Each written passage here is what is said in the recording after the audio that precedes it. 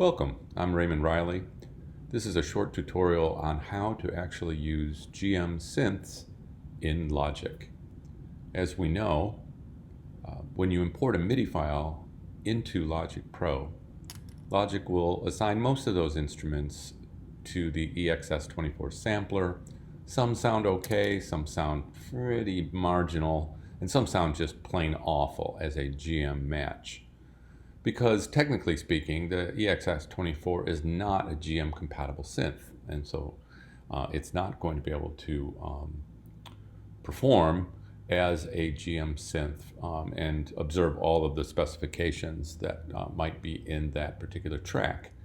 So one of the solutions is to actually instantiate a GM synth in Logic Pro in order to handle those tracks. So here's what we're going to do. I have a software instrument, and if we go take a look at what it is assigned to, we have assigned it to an audio unit instrument that Apple provides called the DLS Music Device. And we have a stereo instance of that. And the DLS Music Device is basically just a shell that is housing sound fonts. In this case, the QuickTime Music Synthesizer is a GM synth sound font. Got some parameters you could adjust here on this synth. I'll leave these at the default. And now to trigger the GM DLS Music Device, I'm going to pull up my keyboard, my typing keyboard that is, since I'm not connected to a MIDI keyboard at the moment, and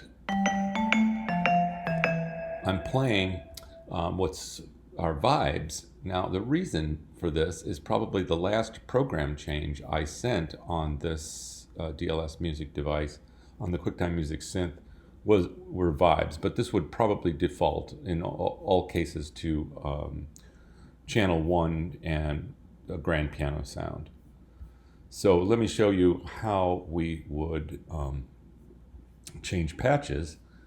So I'm going to add a region here, an empty region, and just extend this out for 4 bars. Go over here to the event list and drop in a program change. So just hit the plus sign, and yeah, sure enough, last time I checked, we did put a vibraphone on this. I'm going to send it back to a piano. Let's trigger that sound now. Great. Let's try another patch. How about an acoustic or a guitar harmonics?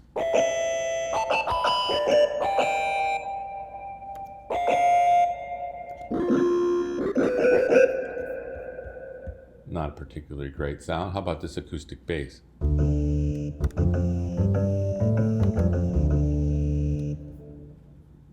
Now, in GM, of course, channel 10 is dedicated to MIDI percussion. So if we were to change our MIDI channel input here in the track inspector, now we're going to trigger a drum set. And MIDI drums in particular oftentimes don't get translated very well over when one of Logic's drummers, usually the Southern Cal or SoCal drum set, picks up those GM percussion tracks. They also sometimes suffer and not have complete information when performing those parts. So, hope this is helpful for any of your MIDI importing and wanting to create MIDI files for export. It's nice to have a GM synth. All right, so long for now.